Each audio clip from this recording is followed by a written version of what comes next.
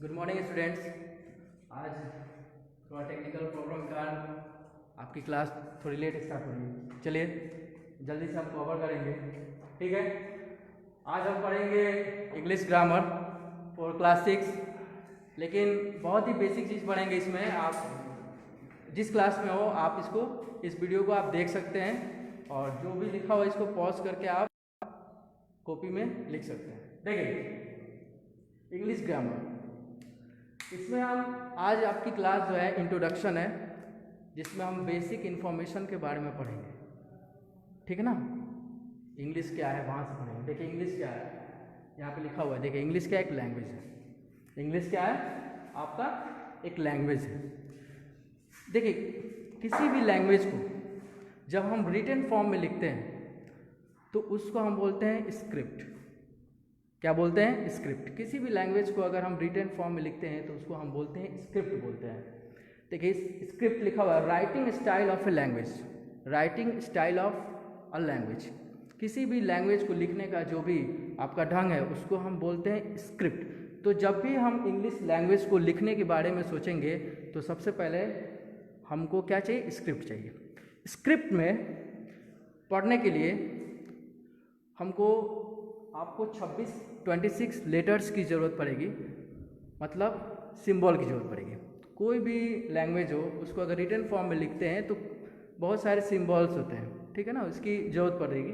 तो यहाँ पर देखिए 26 लेटर्स है। ये जो सिंबल है इसको हम क्या बोले? 26 लेटर्स है। इंग्लिश में कितने लेटर्स है? 26। ओके। अगर इन 26 लेटर्स को एक साथ में लिख दूं तो इसको हम बोलते हैं अल्फ़ाबेट। क्या बोलते हैं? अल्फ़ाबेट। लेटर्स क्या है? लेटर्स आपका सिंबल है जो कि स्क्रिप्ट देता है इंग्लिश लैंग्वेज को लिखने के लिए। इनकी संख्या 26 है और जब इन लेटर्स को एक स्थान पे एक ही जगह में लिख देता हूँ उसको मैं बोलता हूँ अल्फ़ाबेट। उसको मैं क्या बोलता हूँ? अल्फ़ाबेट। अब देखिए अल्फ़ाबेट को दो पार्ट में डिवाइड किया गया है।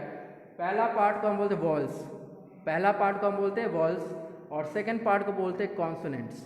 Second part consonants. वॉवेल्स आपके 5 होते हैं, ए ई आई ओ यू, और जो बच गए 21 वो आपके क्या हो गए? कॉन्स्टेंट्स हो गए। देखिए वॉवेल्स एंड कॉन्स्टेंट से मिलके वर्ड का फॉर्मेशन होता है। वॉवेल्स और कॉन्सोनेंट से मिलके क्या किसका फॉर्मेशन होता है? वर्ड का।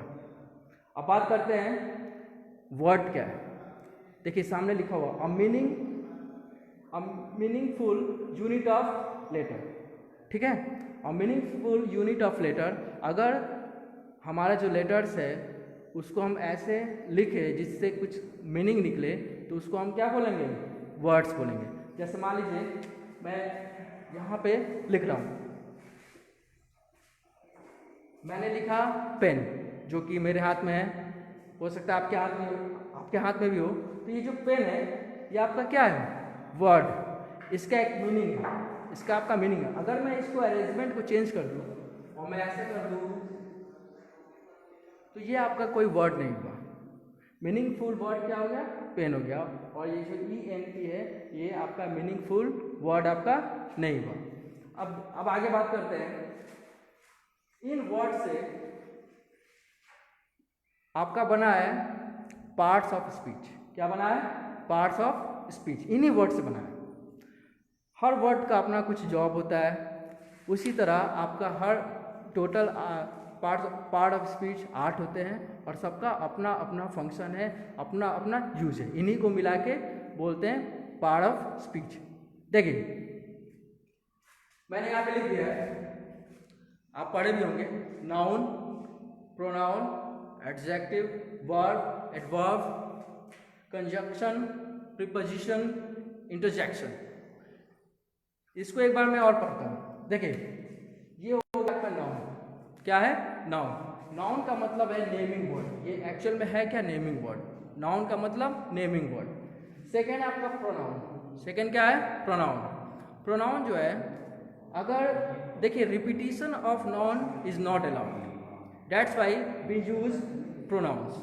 रिपीटिशन से बचने के लिए हम लोग क्या यूज करते हैं? प्रोनाउंस का यूज करते हैं। प्रोनाउन का तीसरा वर्ड लिखा है आपका एडजेक्टिव। तीसरा वर्ड आपका क्या है? एडजेक्टिव। यहाँ पे देखिए, इसको जब हम पढ़ेंगे तो यहाँ पे डी को आप थोड़ा साइलेंट पढ़िएगा। क्या पढ़ेंगे? एडजेक्टिव, ठीक है ना। डी को आपको साइलेंट कर देना है। देखिए तीसरा है आपका वर्ब। तीसरा क्या है? वर्ब। यहाँ पे आप देखेंगे आर आपको साइलेंट लग रहा है, वर्ब। इसको वर्ब नहीं पढ़ेंगे, इसको पढ़ेंगे वर्ब पढ़ेंगे, वर्ब पढ़ेंगे। ओके, ठीक उसी प्रकार एडवर्ब, क्या पढ़ेंगे इसको? एडवर्ब पढ़ेंगे। कंजंक्शन, कंजंक्शन का मतलब क्या होता है? कंजंक्शन का मतलब होता है, कंजंक्शन का मतलब होता है दो वर्ड को जब हम मिलाते हैं तो उसको हम क्या बोलते हैं? कंजंक्शन बोलते हैं, ठीक है। इसके बाद है प्रीपोजिशन। इसको प्रीपोजिशन नहीं प्रीपोजिशन पढ़ेंगे। क्या पढ़ेंगे? प्रीपोजिशन नहीं प्रीपोजिशन पढ़ेंगे। यहाँ पे जो आपका ओ है, यहाँ पे ओ है, ठीक है ना। इसका जो हम उच्चारण करते हैं वो आ का लेते हैं, ओ का नहीं लेते हैं, ठीक है। प्रीपोजिशन बोलते हैं। अब देखिए यहाँ पे है आपका इंटरजेक्शन। इसमें भी आर आपका क्या होगा? साइलेंट होगा। इसको पढ़ेंगे इंटरजेक्शन। क्या पढ़ेंगे? इंटरजेक्शन। इंटरजेक्शन है क्या? Sudden feeling. इंटरजेक्शन का मतलब होता है सडन फीलिंग। जैसे मान लीजिए आपको किसी टीचर ने पीट दिया, ठीक है, तो आप क्या बोलेंगे? वाओ। ऐसा थोड़ी बोलते हैं, आप बोलेंगे ओ शिट यार, ठीक है। तो ये आपका क्या है? सडन फीलिंग को एक्सप्रेस करता है। ये आपका क्या होगा? इंटरजेक्शन हो गया। मान लीजिए कि आपके टीचर ने ठीक आपके बगल वाले स्टूडेंट को भी पीट दिया, तब जरूर आपके मन से निकलेगा वाओ, ठीक है ना। अब देखिए, अब आप कहेंगे सर आप कहीं कहीं आर को ले रहे हैं, कहीं कहीं आर को हटा दे रहे हैं, क्या इसका क्या कंसेप्ट है? तो यहाँ पे मैंने लिखा है, देखिए अगर आर के पहले वॉवेल्स आए, देखिए वॉवेल्स वॉल्स बोलते हैं, आर के पहले वॉवेल्स आए तो उसका हम उच्चारण करते हैं अ। उसका उच्चारण हम क्या करते हैं? अ करते हैं, ठीक है ना। अब देखिए यहाँ देखिए आर के बाद अगर वॉवेल्स आए, आर के बाद वॉवेल्स आए तो उसका उच्चारण हम क्या बोलते हैं? र। जैसे यहाँ पे मैंने वर्ड लिखा रिक्वेस्ट, क्या लिखा है? रिक्वेस्ट। यहाँ पे आर के बाद क्या वॉवेल्स है, इसलिए यहाँ पे जो आर है इसको हम रबर रिक्वेस्ट। आप पढ़ेंगे एडजस्ट, ठीक है ना, एडजस्ट, ठीक। इसमें क्या होता है, अगर यहाँ पे यू आया है तो यू के बाद वाले का क्या करेंगे? उसको हम नहीं पढ़ते। देखिए यहाँ पे भी देख लीजिए, यहाँ पे देखिए आपका वर्ब, आर के पहले क्या है? वॉइस है, ठीक है ना। एडजस्ट में भी आपका क्या है? यू आ रहा है। अब देखिए एडवर्ब में वही केस, प्रीपोजिशन, इंटरजेक्शन। आर के पहले क्या है आपका? आर के पहले आपका ई है, ठीक है ना, वॉवेल से, इसीलिए इसको हम क्या नहीं करेंगे? आर को आ की तरह करेंगे, ठीक है, इंटरजेक्शन। अब देखिए यहाँ पे इसके बाद हम बात कर रहे हैं, इनसे आपका वर्ड का फॉर्मेशन हुआ, इन्हीं पार्ट ऑफ स्पीच। देखिए नाम से भी क्लियर है ना, part of speech, part of speech. देखिए इसको पार्ट ऑफ स्पीच नहीं बोलते, इसको पार्ट ऑफ स्पीच बोलते हैं। मतलब यहाँ पे देखिए आर के आगे क्या है आपका? वॉइस है, तो आर को आप पढ़ता पार्ट ऑफ स्पीच।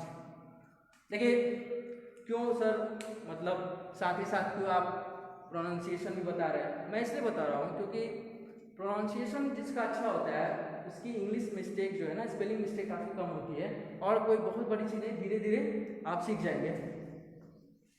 अब देखिए बात करते हैं वर्ड जो है, वर्ड से आपका बनता है फ्रेज। वर्ड से क्या बनता है? फ्रेज बनता है। देखिए यहाँ पे भी आपका क्या है? आर के बाद क्या है? वॉइस। तो आर के बाद अगर वॉइस है तो इसको रॉ मतलब फ्रेज, फ्रेज यहाँ पे आर का आ रहा है ना, इसको हम नहीं हटाएंगे। चलिए, फ्रेज का मतलब होता है ग्रुप ऑफ वर्ड। कैसा वर्ड? विदाउट कंप्लीट मीनिंग, जिसका कंप्लीट मीनिंग नहीं आए उसको हम बोलते हैं फ्रेज। जैसे मैंने बोल दिया Ram and Shyam, Ram and Shyam meaning तो आ रहा है ना, राम और श्याम, लेकिन कंप्लीट मीनिंग नहीं आ रहा है ना, कंप्लीट मीनिंग नहीं आ रहा है। जैसे मैं बोल दूं in the class, in the class में बोलूं तो इन द क्लास पता तो चला ना क्लास में, लेकिन एक कंप्लीट मीनिंग आ रही है क्या? नहीं आ रही है, इसको हम बोलते हैं फ्रेज। अगर कंप्लीट मीनिंग नहीं आई तो इसको हम क्या बोलेंगे? फ्रेज। अगर मैं क्या कर दूं सेंटेंस, किसको? देखिए पहला चैप्टर का सेंटेंस है, यही पढ़ाना था आपको। सेंटेंस किसको बोलते हैं? सेंटेंस उसको बोलते हैं, बस यहाँ पे जो आउट जो है इसको हटा दिया, जो आउट है इसको मैंने हटा दिया, मतलब अब आ गया group of word with complete meaning, with complete sense. इसको इसको हम क्या बोलते हैं, सेंटेंस बोलते हैं। तो आपका यहीं से पढ़ना है, सेंटेंस से पढ़ना है, जो कि नेक्स्ट लेक्चर में आपको सेंटेंस से पढ़ाया जाएगा। आप बिल्कुल समझ गए कैसे वर्ड बना, उसके बाद फ्रेज समझे, ठीक है। फ्रेज में भी कई सारे फ्रेज है आपके, नाउन फ्रेज, प्रोनाउन फ्रेज, ऐसे करके बाद में पढ़ेंगे। और फ्रेज के बाद से अगर उसको मीनिंगफुल वर्ड दिया जाए तो सेंटेंस हो गया, ठीक है। तो नेक्स्ट क्लास से सेंटेंस पढ़ेंगे।